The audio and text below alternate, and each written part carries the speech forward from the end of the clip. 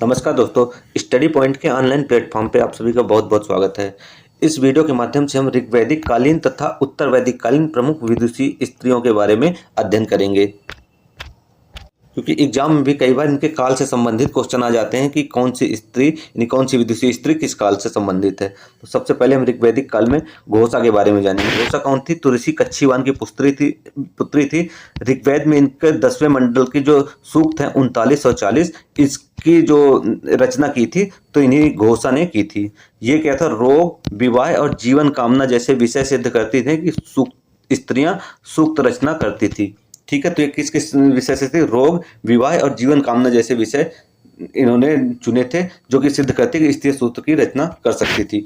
दूसरी इंपॉर्टेंट थी लोपामुद्रा, जो कि ऋषि अगस्त की पत्नी थी, संवादात्मक सूत्रों की रचयिता थी। गृहस्थ प्लस ब्रह्मज्ञान का संतुलन इन्होंने बनाने का कार्य किया।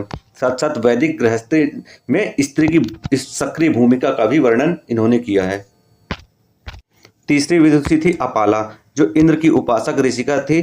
शारीरिक रोग और आत्मशुद्धि का वर्णन किया है इन्होंने। धार्मिक अनुभव सीधे देवताओं से संवाद के रूप में जोड़ने का प्रयास किया है। चौथी है विश्वारा।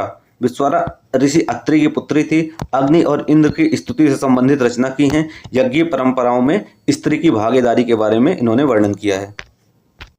पांचवी है इंद्राणी, जो इंद्र की पत्नी थी। ऋग्वेद में आत्मविश्वासी स्त्री स्वर के रूप में प्रचलित हुई। वैवाहिक जीवन में समानता और सम्मान की भावना से संबंधित इन्होंने रचना की कि कैसे स्थापित करें। तो ये 5 प्रमुख ऋग्वैदिक कालीन विदुषी महिलाएं थी। अब देखते हैं ऋग्वैदिक कालीन स्त्रियों की प्रमुख योग्यताएं क्या थी। जो स्त्रियों की, तो वे अध्ययन कर सकती थी।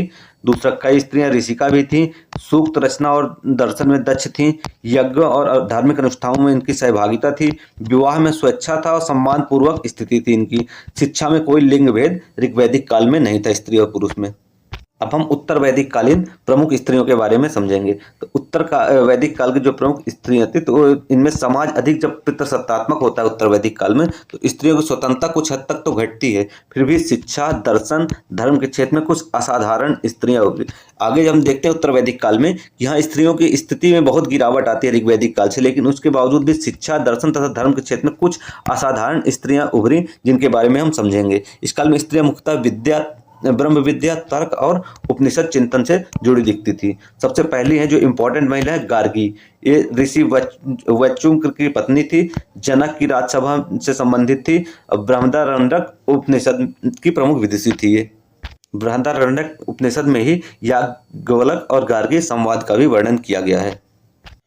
दूसरी जो विदुषी स्त्री थी तो मैत्रेयी। ये ऋषि याज्ञवल्क्य की पत्नी थी। बृहदारण्यक उपनिषद से भी संबंध रखती थी। इनकी योग्यताएं क्या थी? आत्मज्ञान, ब्रह्म का ज्ञान था इनको। दार्शनिक तर्क और चिंतन भी करती थी ये। अगली है कात्यायनी। इनका परिचय याज्ञवल्क्य की दूसरी पत्नी थी। उत्तर वैदिक गृहस्थ समाज का प्रतिनिधित्व करती थी। इन्होंने बताया था कि गृहस्थ में रहकर भी आप किस प्रकार से ब्रह्म ज्ञान और ये जो आत्मज्ञान था, तो इनमें भी था कि इन्होंने ये बताया कि किस प्रकार से आप गृहस्थ जीवन में रहकर भी आप दर्शन के क्षेत्र में अपना स्थान स्थापित कर सकती हैं। अगली जो है सुलभा, तो इनका सन्यासिनी तथा दार्शनिक थी। जनक से संवाद का वर्णन जो महाभारत में किया जा चुका है, इनसे संबंधित थी। योग्यताएं थी इनकी सांख्य और योग दर्शन के बारे में अध्ययन किया था। आत्मा, शरीर और बंधन पर चिंतन पर इन्होंने विचार रखे थे। योगदान क्या था इनका? तो राज्य सत्ता और संन्यास पर तर्क दिया। स्त्री संन्यास की वैचारिक स्थापना की। महत्व क्या है इनका? स्त्री द्वारा संन्यास और दार्शनिक स्वतंत्रता का उदाहरण प्रस्तुत करती हैं। इस प्रकार हम देखते हैं कि उत्तर वैदिक काल में जहां स्त्रियों की सामाजिक स्थिति में गिरावट आई, परंतु बौद्धिक क्षेत्र में गार्गी और मैत्रेयी जैसी स्त्रियां अपवाद के रूप में उभरी। इस प्रकार हमने दोनों में अंतर किया कि कौन कौन सी 5 जो विदुषी महिलाएं थी, 5 विदुषी महिलाएं जो ऋग्वैदिक काल की थी और 4 उत्तर वैदिक काल की। तो इनका हमने देखा कि इनकी योग्यताएं क्या थी तथा किस किस क्षेत्र में अग्रणी भूमिका निभाई। धन्यवाद।